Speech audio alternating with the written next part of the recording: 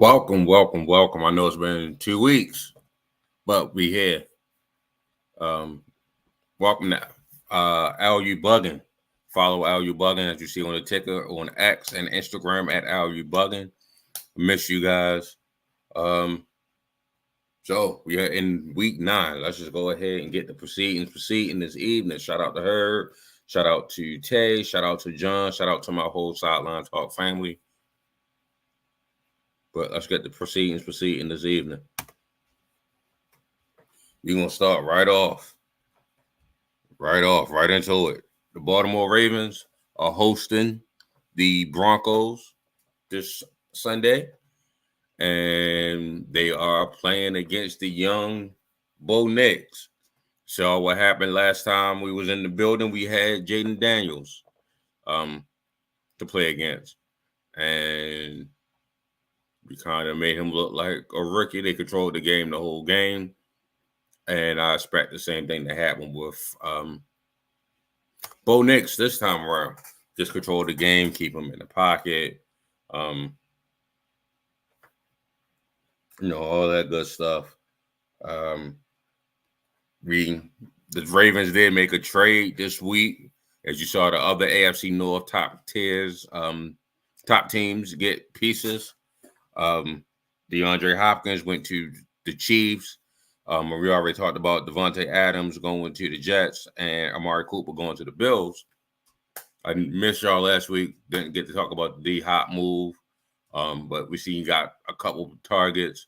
But this week, the Ravens make a move and brought in wide receiver Deontay Johnson.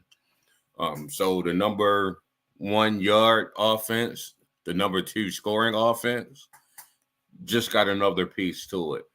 I know people are saying, what about the defense? Eric has until Tuesday to find out what he wants to do with this defense, if we're staying pat with what we have. I would not be opposed to finally being led by the offense in Baltimore. Would not be opposed to that. I think we need to get one more lineman, however, to do that if that's the route that we want to go. So I'm even looking for Eric to make one more move and showing up either the pass rush spot or bringing in a legit pass protector, legit lineman. Either or move for me would be fine. I think, this is Baltimore. We so used to having a dominant defense that we kind of just want to win the way that we've always won, which was led by the defense. But you have a 2-time MVP quarterback that has full control, full autonomy in this Greg Roman offense. Just go ahead and let the young boy go. You know what I mean? See where we get with that. Like I said, I'm not opposed to doing it that way. All right. So let's talk about the injuries coming up for this game. I know Lamar Jackson missed practice on Wednesday and Thursday, but he was back on Friday. So he's 100%. Coach just said it was a rest day. I believe John Harbaugh, with it being a rest day. But John said he was with the installs and he was with, doing film work. So just not, physically out there practicing. And, hopefully that pays off and keeping him fresh. So the only injuries that the Ravens have coming into today, don't know if Keaton is actually going to be active, but he was out there practicing. Brent Urban missed all week with a concussion, so I'm sure he's not playing. And all of the defensive linemen were back. Michael Pierce is on the IR, so he's definitely out for 4 weeks. All of the corners were back. There was one other person that missed some time. And then for the Broncos, as far as who's been ruled out thus far,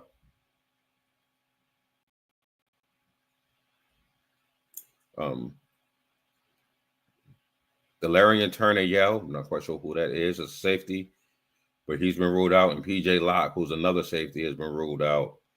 But everybody else fully participated in practice this week.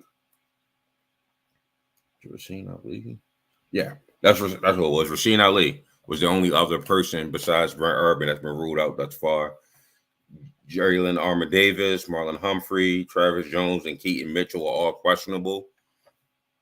But Marlon had limited practice all week. And Travis just came back today. He said Keaton had full practice all week. And so has Nate. And Nate and Broderick Washington's been moved off the injury list. So they're good. But yeah, we need to do something to get some pressure. So for the keys of the game, like I said, get some pressure and give quarterback some time. Defense has, like I said, been the Achilles heel of the Ravens, and it's just a weird sentence to say. But the defense has definitely been an Achilles heel this year for the Ravens. And you're going against a team that's not as great as their record says they are. They haven't beaten top teams thus far, and I wanted to make sure that we keep it that way. I think their record is they've beaten the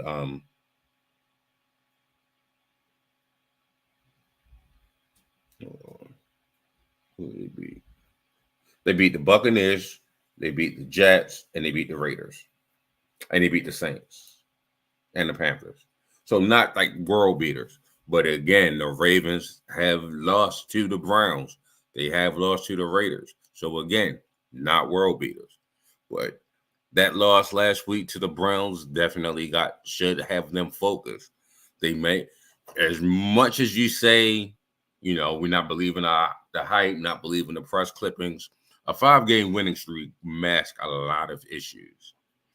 And if you take it for granted and you go against a quarterback that can exploit some of the vulnerabilities in your defense, you can lose.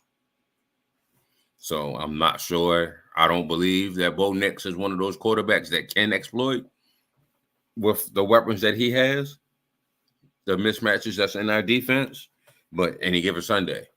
But I'm just going with the Ravens on this one. Not even seeing it being a particularly close game, but their line is at 9.5. I don't think they cover that. So let's just say the Ravens in a 7-point victory, because we do the Ravens do have a tendency of letting teams back in at the end of the game. So that's why I don't throw it. They'll cover the 9.5 point swing. All right, y'all. I haven't done this in a while, but this is the power rankings of. This is the power rankings for this week, week 9. And we're going into, bottom dwellers, Titans. I'm officially moving to the worst team in the league. Panthers and Patriots are right there fighting for it. Not going to spend too much time here. Giants, Jets, still in the bottom tier. Falcons, I'm still leaving them at the mid tier. They might move up close to the top 10. Buccaneers are falling. They were in my top 10 at one point this season, and now they're barely in the top half of the league and falling fast. Dallas Cowboys right there with them, falling. But I do think the Cowboys get a win this week over the Falcons. Just FYI, not going to really get too much into that game. And the Texans are sitting right outside this top 10. Sitting right outside it. But let's see. So, number 10, I had the Steelers. Why? The defense. And shout out to Tomlin for moving off of Justin Fields for the sake of the offense to get better with Russell Wilson. And they put up points. Like I said, it's still Not a great offense, but they're definitely doing better on offense. And I believe it's a race to 20. If you can get 20 or crack 20 on this defense and can do that, with the lead, I think you got a good shot of upsetting the Steelers. I'm putting them number 10 with their Monday night win against the Giants. Number 9, 49ers. They won against the Cowboys very convincingly, 30-24. They just dominated them completely. And they are hurt, but they should be getting C-Mac back from what I've been reading. So Christian McCaffrey should become available. They might move up from 9. But they're on the bye this week, so they ain't moving up this week. Both of these teams are actually on the bye. So 10-9 is set for next week as well. Number 8, the Packers. Matt LaFleur has done a hell of a job with Malik Willis. I'm going to speak on to that a little bit more as, we get into that game. But, man, the Packers are playing well. Jordan Love leads the league with interceptions, but they're 9th in passing. Again, I'm going to talk to it a little bit more as we go in, but right now we got the Packers at number 8. The Eagles at number 7. Jalen Hurts has not been turning over the ball in these last 3 games.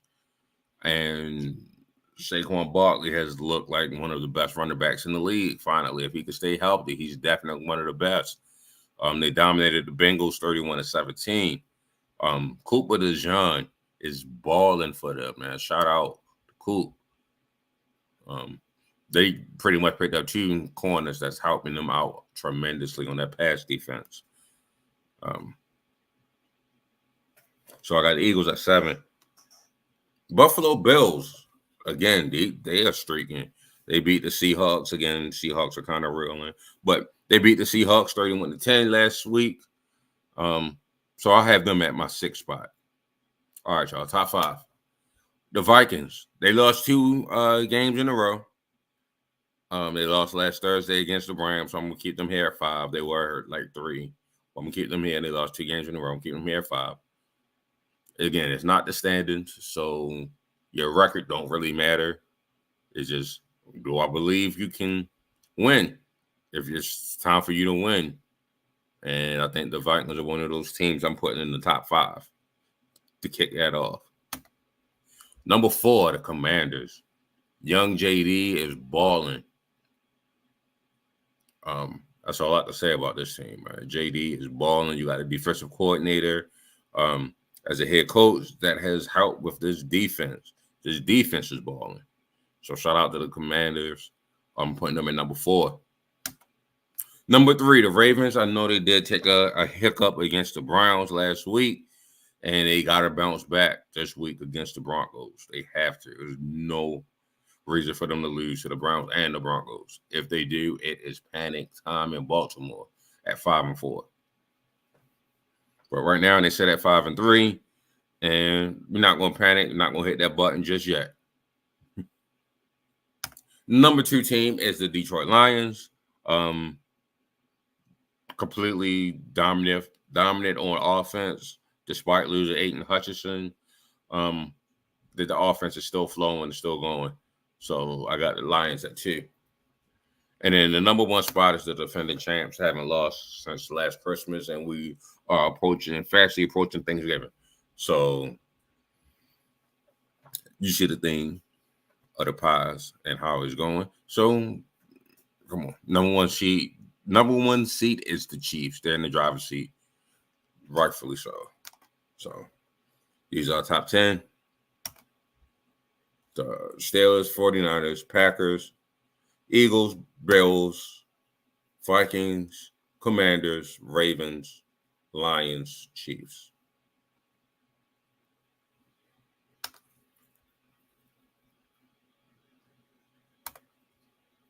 All right, y'all. The best games that's coming on this weekend.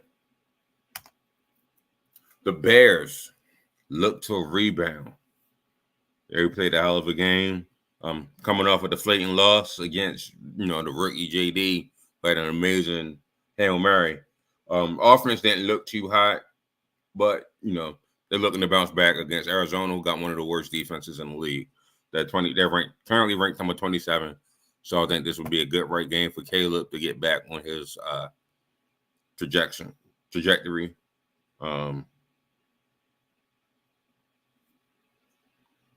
Get early wins for Caleb and the downs, and not put him back behind third and longs, third and sevens. Get easy wins, his receivers, running backs.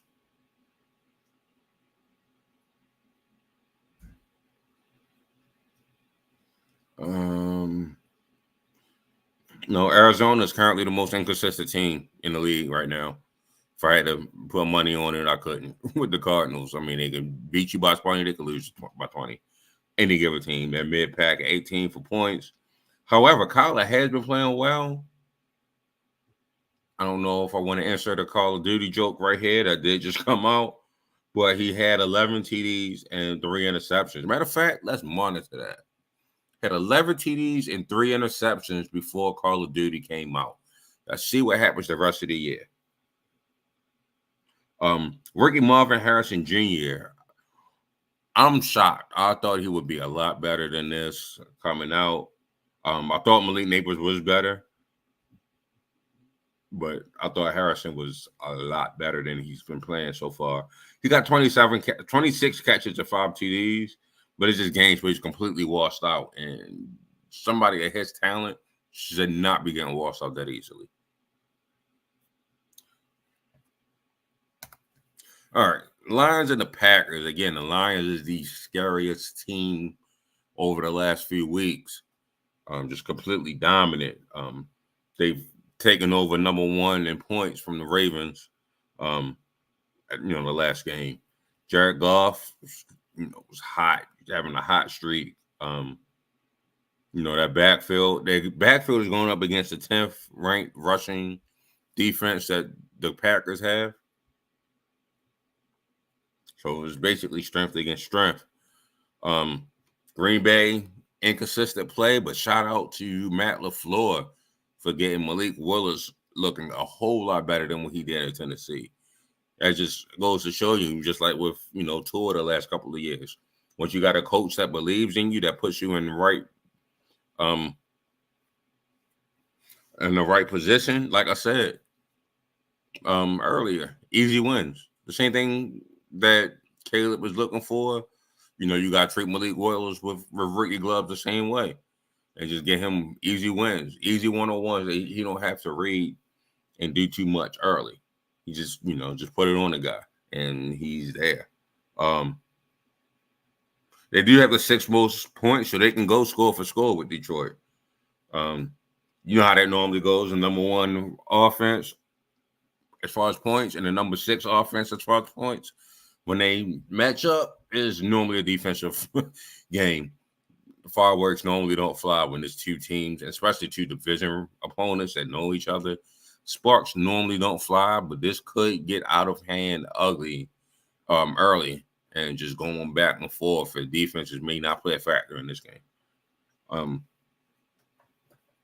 But like I said, they 9th in passing, and Jordan Love didn't play every game. And Jordan Love is leading the league in interceptions. They're still 9th in passing. Next game, the Rams and the Seahawks. Seahawks and Rams both have been hurt this year. But the Rams got Cooper Kupp back. They got Puka Nacua back. So they're just looking to build with them together with Matthew Stafford. The Seahawks are still dealing with injuries, however. They're down DK and Noah Fant. Both of them won't play. Looks like Boye Mafe and Reed Williams should be back for the defense. So they should be good to go, but they lost 2 receiving threats. Tyler Lockett should be available, but look like they lost 2 receiving threats for this game. On that. Your Sunday night game, your Colts versus the Vikings. In a very interesting but not surprising turn of events, Anthony Richardson will be sat down, and they're going with the 39-year-old, 40-year-old Joe Flacco. Sounds hard to say, knowing damn well Joe Flacco was, before I started doing a whole bunch of scouting and recruiting, and that's what I want for my team. Joe Flacco was that first guy I looked at. That was like the first year I really started getting into scouting and all. I didn't get into college football until 2005. So that 2007 season, was me kind of picking who I like for this spot. You had Matt Ryan over at Boston College. You had Joe Flacco in Delaware. You had John David at USC. Chad Henne, I believe it was, or Honey, over in Michigan. I was like, yeah, I want Joe. I want big arm Joe. That's bombs to Clayton all day. So Joe Flacco being one of the first guys I scouted, it's kind of hard to say, damn, Joe getting old. It's about almost time for retirement. But, man, shout out to Joe. He's getting to start with the Colts. The Vikings went from undefeated to losing 2 straight. Like I said, I got them at the 5 spot. In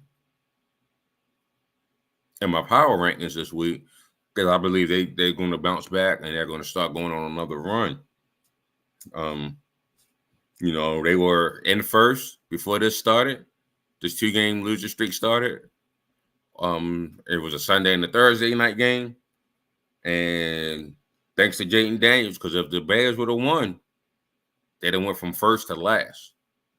There was a JD pass away from first to last in that division in a matter of 4 days. But I look for them to bounce back against the Colts here. It's a good bounce back spot on Sunday night. Again, I'm watching and cheering for my guy Joe, but so Monday Night Football, we got the Chiefs versus the Buccaneers. Chiefs versus the Buccaneers. I don't know how to sell y'all on this one. The Buccaneers are struggling. They're reeling offensively, losing Godwin for the year, and Mike Evans is still on IR with the hamstring. I don't know how to start on this one. I got the Chiefs winning and winning big. It just goes to show you, the Chiefs as being, the current dynasty, if you will, going for 3 straight, showing you that they can win in multiple ways. Patrick Mahomes have not been playing like a Patrick Mahomes and still undefeated since Christmas.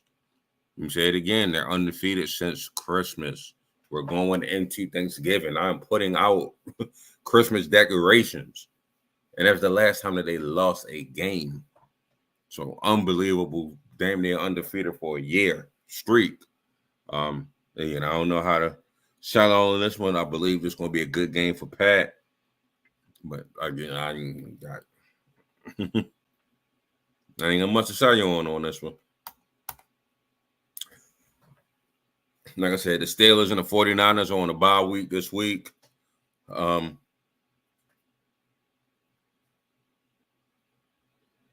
So they're going to be staying at 10-9 and, adjust your fantasy lineups accordingly.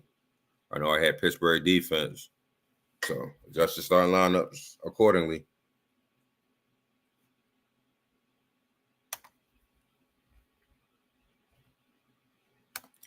All right, so it's college football weekend.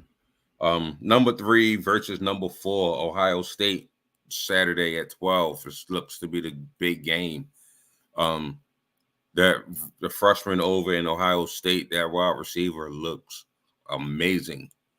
So I'm looking to see him go off. We'll be scouting him for the next couple of years. Quarterback for Penn State is a go. So he should be back and ready to play.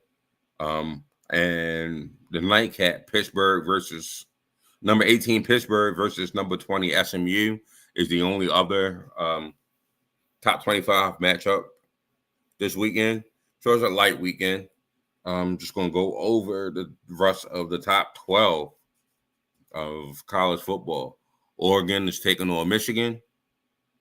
Georgia is taking on Florida. Already told you about number 3 and 4. Number 5, Miami is playing against Duke. Texas is on a bye. Tennessee is playing against Kentucky. Notre Dame is 8th, and they're on a bye. So is BYU. Number 9 team is on a bye. So that leaves Texas A&M at 10. They're playing against South Carolina. And a 2 number 11 team that's tied on the standings. Clemson is playing Louisville, and Iowa State is playing Texas Tech in the Big 12 matchup.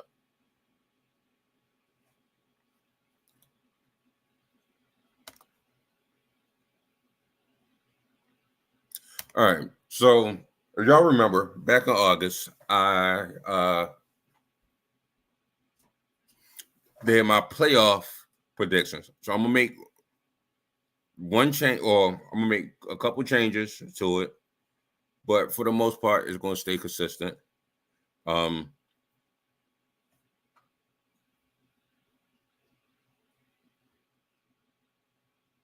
see if I can bring that in here.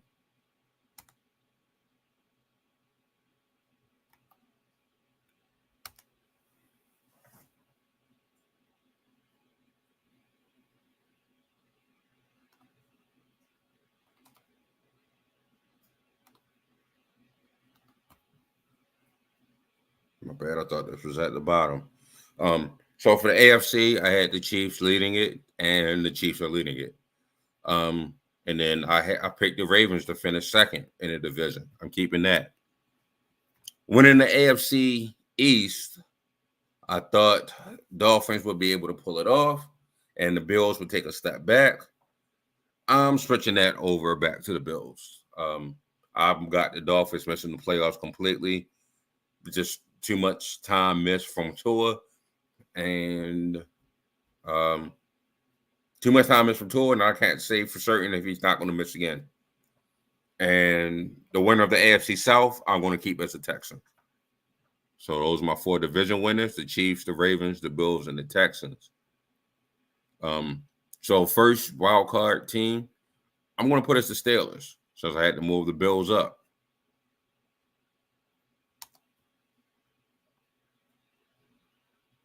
Had to move the Bills up, so I'm going to put that as the Steelers.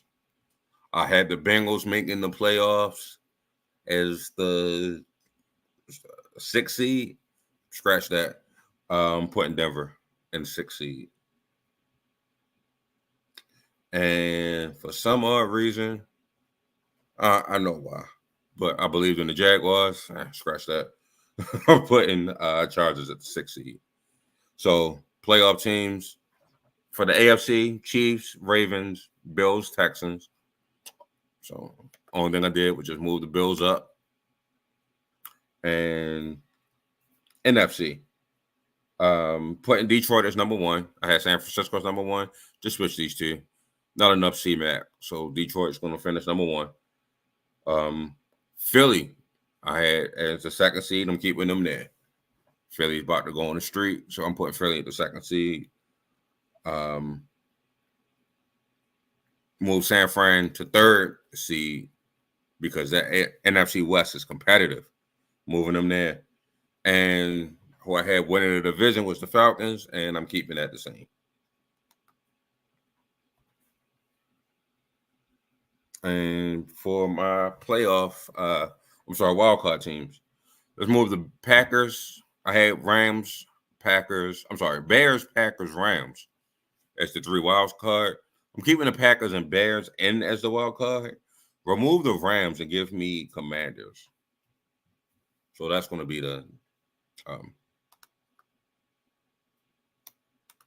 current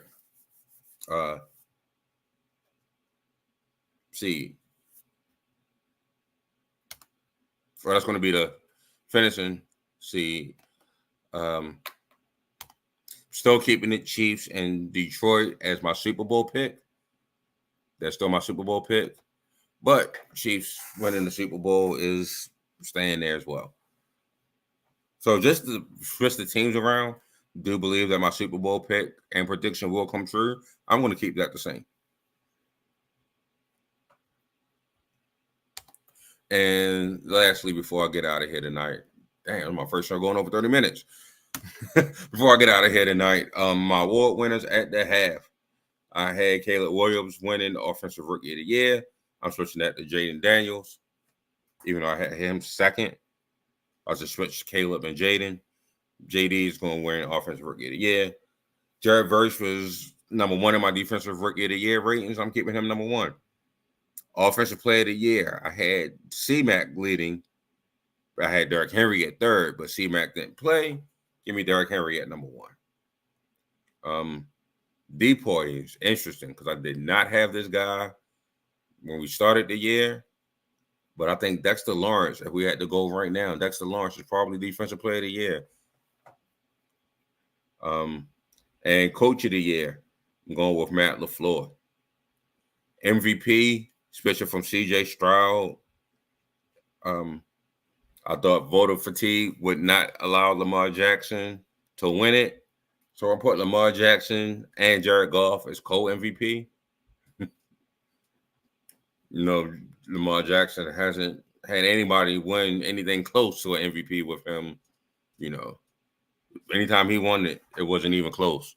But I think this year is going to be very close and split between Lamar and Jared.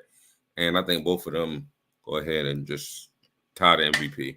And we have our first co-MVPs in years.